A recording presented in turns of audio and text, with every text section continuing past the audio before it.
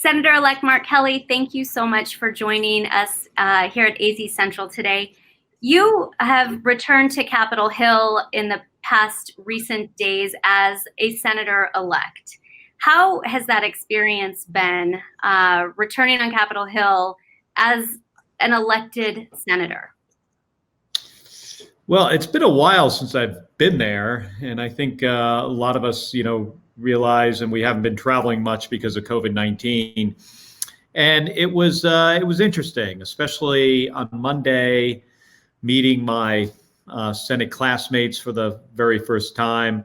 Some of which I'd met before, others that I wasn't really following their races very closely.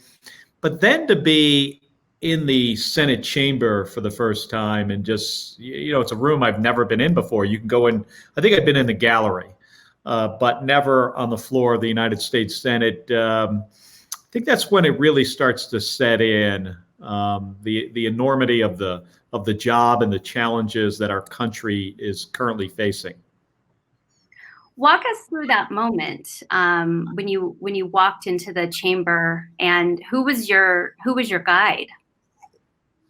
Well, it's the Secretary of the Senate is the woman that took us over there, and she runs the United States Senate outside of the senators, right? And where we had assigned seats because of COVID-19, I was sitting in Ben Cardin's desk, I believe, and the folks that work there in the Senate chamber all introduced themselves, a Senate parliamentarian, and they talked about their respective positions and, made it very clear that we're going to have a lot more training on Senate procedure and the rules of the Senate. But we just talked about that briefly.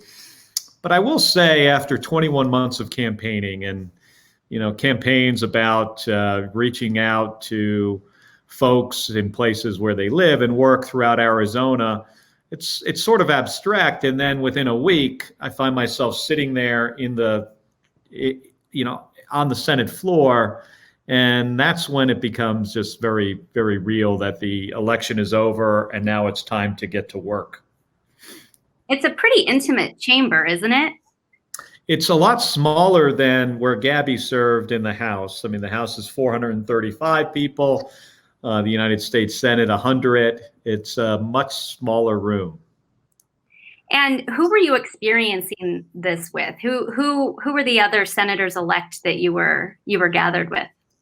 So there's 7 of us in this new Senate class. So Governor Hickenlooper from Colorado, Ben Ray Lujan from New Mexico, Tommy Tuberville from Alabama. And then the senators recently, elected from Wyoming, Kansas, and Tennessee. So there's 7 of us, 4 Republicans, 3 Democrats. All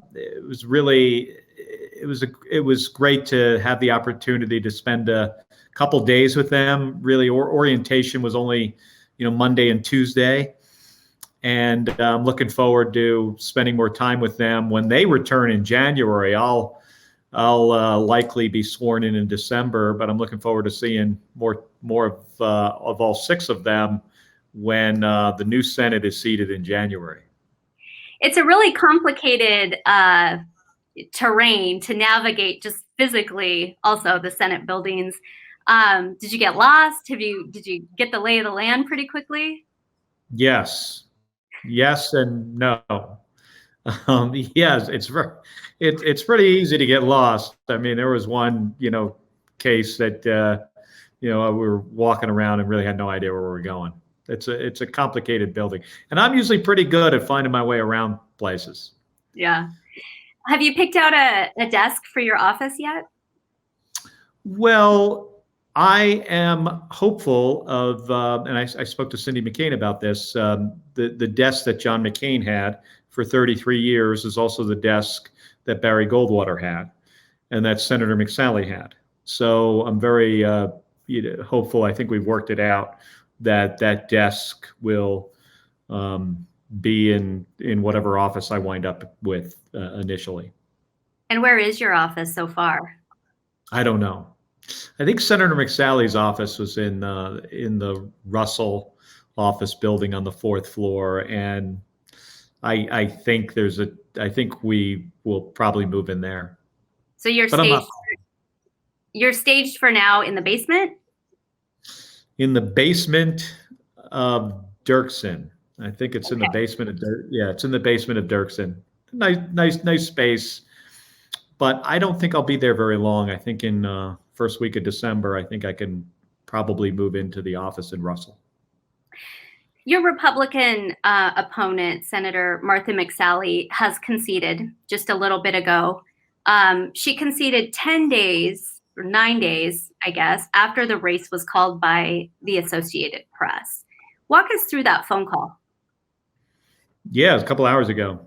She gave me a call. I missed the call first. I was on with somebody else, a 520 number, and got off the. I can't even remember who I was speaking to, but I got off a call with somebody at, and then I called back the 520 number, and Senator McSally answered, and we chatted for, I don't know, maybe 5 or 10 minutes. It was a good call, really very nice and positive, and we're talking about how we can best work together here over the next 3 to 4 weeks. She really stressed, and I really appreciate this. She appreciates that we're on an accelerated timeline, and that I'll be sworn in, much sooner than the normal timeline. And she recognizes that. She brought it up and said, "Hey, I'm happy to, I want to give you any help that you might need, so we can make this transition as smooth as possible." Were you surprised that it took her so long to concede? Well, I mean, this concession thing is, I mean, it's not like a formal part of the process, right? I think it's important that people, when they're going to make this call, they do it on their own, on their own time, on their own timing, and that it occurred, over a week, 10 days after the election. That's fine with me. Have you heard yet from Governor Doug Ducey personally? I have not. No. Okay. Have you selected a chief of staff or other advisors to be in your office permanently, or is this something that your transition team is going to help you with? Well, yeah, I had a great meeting with the transition team yesterday, a 2-hour meeting. We've got a great group of folks that are helping me come up with the best staffing options, and I want folks from different political backgrounds but different experience, and that's what we have on the transition team, and we'll probably be making some announcements on staffing here next week.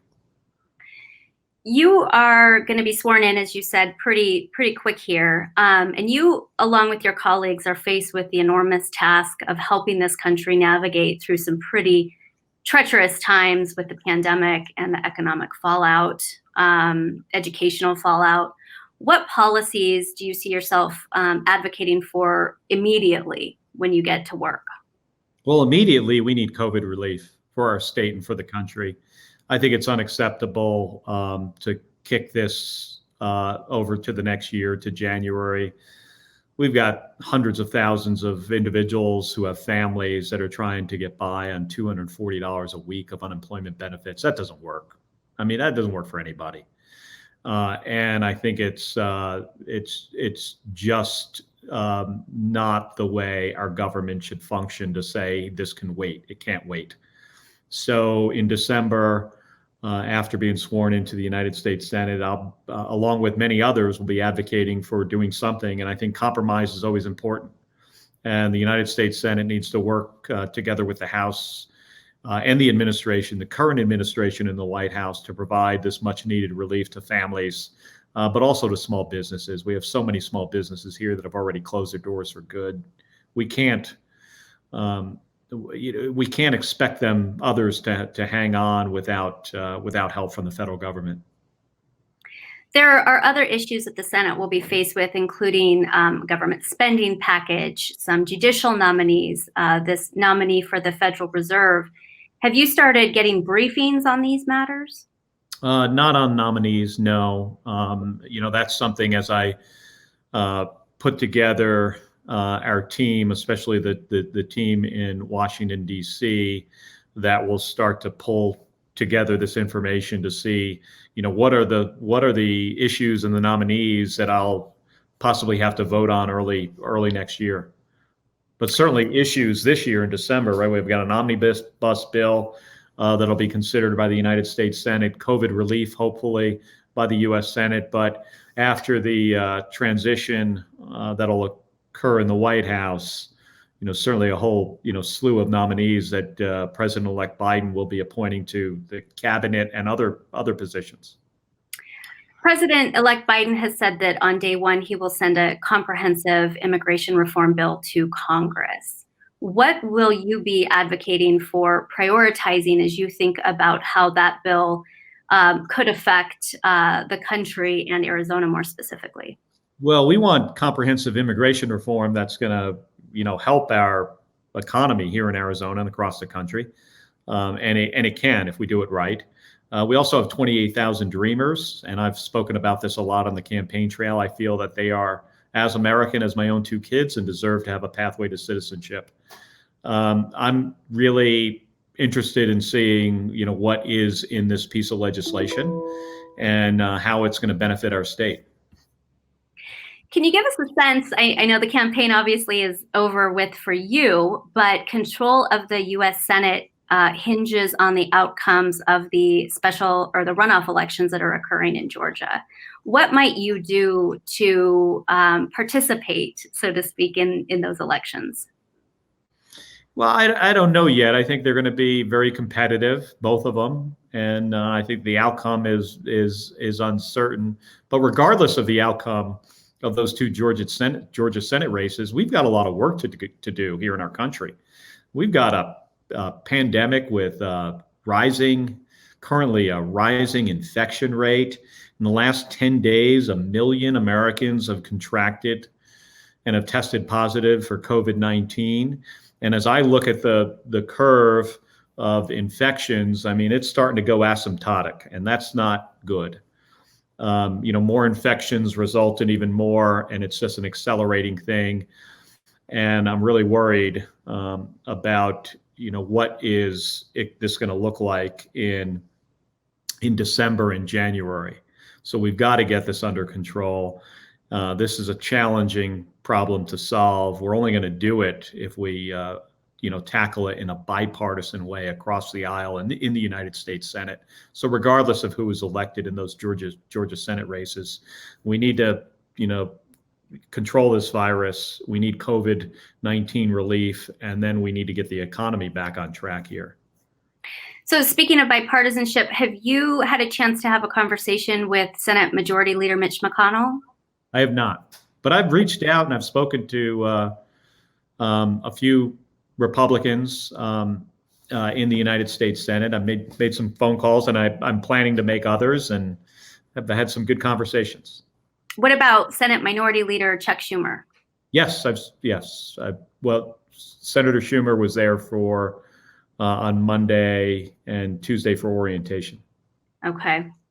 As a candidate, you wouldn't say if you would vote for Schumer. Should Democrats take control of the Senate, and should he have the opportunity to become majority leader? Has your thinking on that become more clear? Well, there hasn't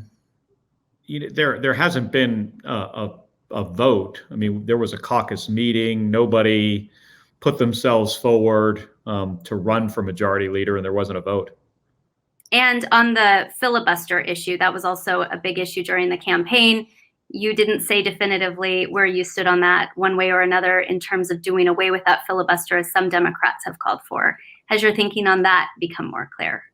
Not really, but I also don't think I'm going to have to. I don't think it's going to actually come up as an issue necessarily. We'll have to see how those two races in Georgia play out. I tend to agree with you.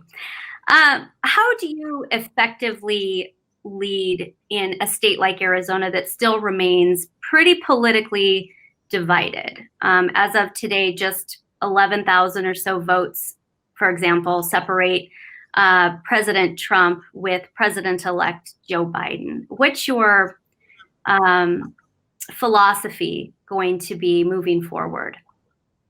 Hey, my philosophy is that's a good thing. I don't think the partisanship on either side is good. I like to see elections that are somewhat close. I always thought our election would be close.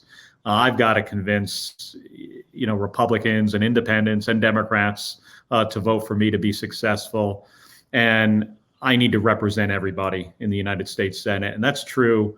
As a president of the United States, President-elect Biden made that very clear too. He's going to be a president for everybody. I'm going to represent every single Arizonan to the best of my ability into the United States Senate, regardless of whether or not they voted for me. You'll also be representing Arizona on different committees, different subcommittees. Have you had a chance to give some thought or express some interest in which ones you might want to sit on?